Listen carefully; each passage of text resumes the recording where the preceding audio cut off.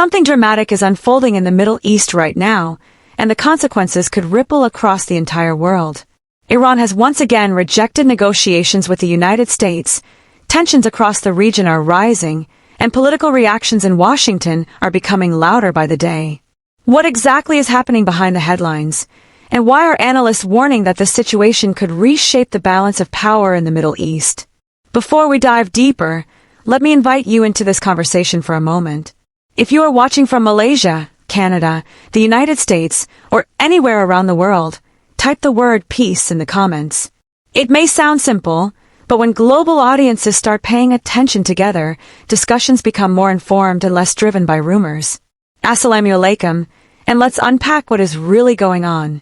To understand why Iran rejecting negotiations matters so much, you need to look at the bigger story that has been unfolding for nearly 2 decades. The relationship between the United States and Iran has been tense for years, but a major turning point came in 2015 with the signing of the Iran nuclear agreement.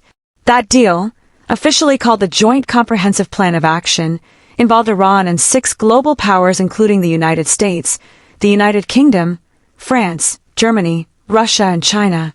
Under the agreement, Iran agreed to limit its nuclear activities, reduce uranium enrichment levels, and allow international inspectors to monitor its nuclear facilities. In exchange, international sanctions that had crippled Iran's economy were lifted. For a few years, many observers believed the agreement had successfully slowed Iran's nuclear program. But in 2018, during his presidency, Donald Trump made a decision that changed the course of that agreement completely. The United States withdrew from the nuclear deal, and the Trump administration reimposed heavy economic sanctions on Iran. These sanctions targeted key sectors of the Iranian economy, especially oil exports and international banking. Now pause for a moment and think about what that means for a country whose government revenue relies heavily on oil.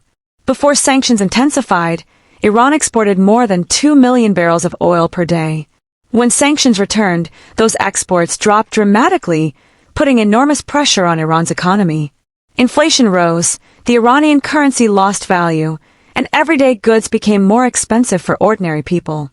Yet instead of returning quickly to negotiations, Iran began gradually increasing its nuclear activities again, raising uranium enrichment levels beyond what the original deal allowed. Fast forward to the present moment, and negotiations between Iran and Western countries have stalled repeatedly. Diplomatic talks in recent years attempted to revive the nuclear agreement, but disagreements over sanctions, verification, and regional security concerns prevented a full return to the deal. Now Iran's leadership has publicly stated that negotiations with the United States will not move forward under current conditions. That statement alone may sound like routine diplomacy, but its timing is what makes it significant.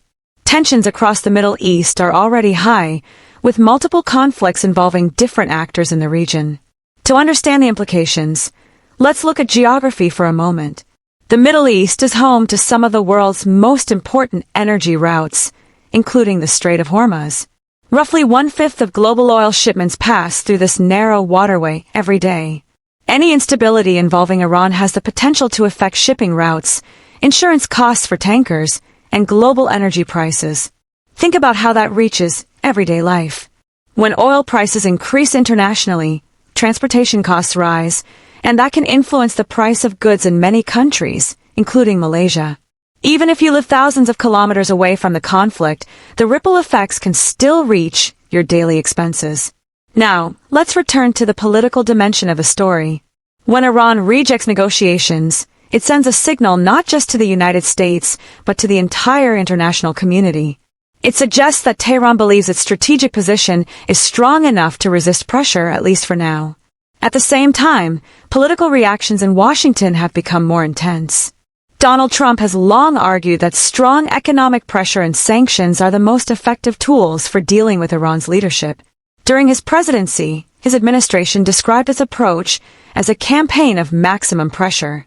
Supporters of that policy believe sanctions forced Iran to the negotiating table. Critics argue the opposite. They say the pressure campaign encouraged Iran to expand its nuclear program and deepen its regional alliances instead of reducing tensions.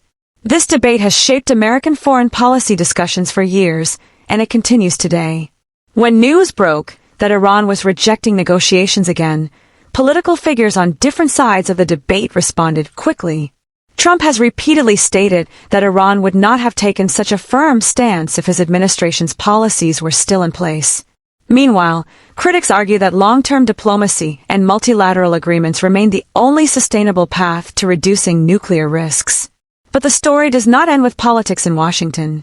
Iran's influence across the Middle East is also a key factor in understanding why the situation feels so volatile.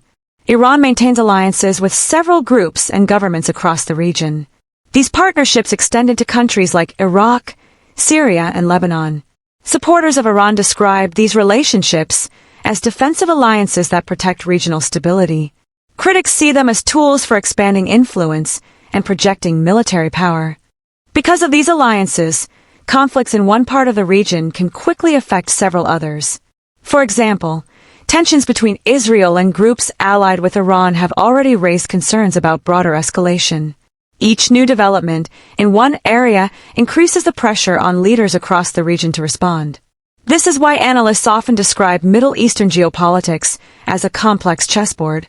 Instead of two players moving pieces, there are multiple actors making decisions at the same time. Governments, regional powers, and non-state groups all play roles in shaping events. And this complexity is exactly why negotiations are so difficult. Even if two countries reach an agreement, other actors in the region may have their own interests that complicate the situation. Now consider another dimension that often receives less attention: global alliances. In recent years, Iran has strengthened economic and political ties with countries such as Russia and China. Trade agreements, energy partnerships, and diplomatic cooperation have increased. This means that when tensions rise between Iran and the United States, the situation is no longer just a bilateral dispute. Instead, it becomes part of a broader international dynamic involving multiple global powers. Let's bring the focus back to the question many viewers are asking. Why does this moment feel different from previous standoffs? Part of the answer lies in timing. The global political landscape has changed significantly over the past decade. Energy markets are evolving, new alliances are emerging, and several major conflicts are already shaping international relations. When Iran rejects negotiations under these conditions, it creates uncertainty that goes beyond traditional diplomatic disagreements. Governments, investors, and military planners all watch closely because decisions made now could influence events for years. Another factor is the growing role of technology and media. Information spreads faster than ever before. A single statement from a political leader can influence markets, trigger diplomatic responses, and shape public opinion worldwide within minutes. This environment increases pressure on decision-makers. Leaders must balance public messaging, security considerations, and diplomatic strategy simultaneously. At this point, you might be wondering whether the situation is moving toward escalation or toward eventual negotiation. History suggests that even the most tense confrontations often return to diplomacy eventually. The original nuclear agreement took years of discussions before it was finalized. Other international agreements have followed similar paths, moving through periods of crisis before reaching compromise. However, history also shows that misunderstandings and miscalculations can sometimes lead to unintended escalation. That is why many analysts emphasize the importance of communication channels between countries, even when official negotiations appear stalled. Now let's return to the promise we made at the beginning of this video. The big question is not simply whether Iran will negotiate again. The real question is how global powers respond to the current stalemate. If pressure increases without diplomatic progress, tensions may continue rising. But if international mediators find ways to restart discussions, even small steps could reduce the risk of confrontation. For viewers in Malaysia and across Southeast Asia, the key takeaway is that global politics is deeply interconnected. Decisions made in Washington, Tehran, or Brussels can influence markets, trade routes, and security policies around the world. Understanding these developments helps you see beyond dramatic headlines and recognize the broader patterns shaping international relations. So what have we learned from this situation? First, Iran rejecting negotiations reflects long-standing disagreements over sanctions, nuclear policy, and regional security. Second, political reactions in the United States highlight an ongoing debate about whether pressure or diplomacy is the more effective strategy. Third, the consequences of these tensions extend far beyond the Middle East, influencing global energy markets, alliances, and economic stability. As we close this discussion, remember that international politics often unfolds slowly, with moments of tension followed by periods of negotiation. The headlines you see today represent just one chapter in a much longer story. If you found this explanation helpful, consider liking the video and subscribing to the channel so you don't miss future updates on global politics and international affairs. And I'm curious to hear your perspective.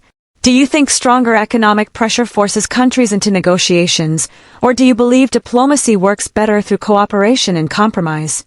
Share your thoughts in the comments, because conversations like this help all of us understand the world a little more clearly.